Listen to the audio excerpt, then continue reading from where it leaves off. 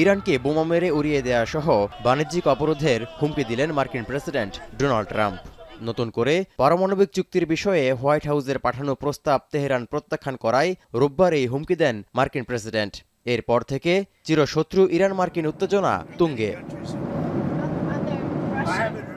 এই অবস্থায় সোমবার পাল্টা হুমকি দিলেন ইরানের সর্বোচ্চ নেতা আয়াতুল্লাহ আলী খামেনিও।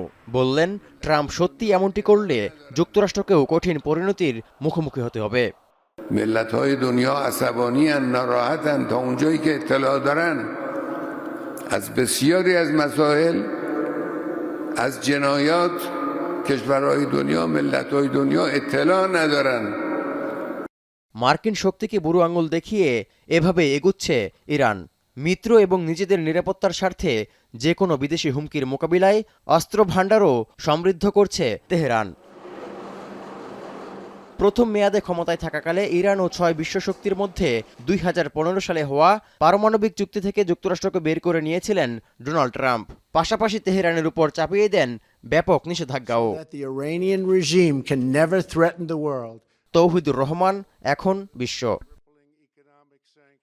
লিলি হালাল বিউটি সোপ, বিএসটিআই কর্তৃক সনদপ্রাপ্ত দেশের প্রথম হালাল বিউটি সোপ। দীপ্তিময় উজ্জ্বল ত্বকের জন্য।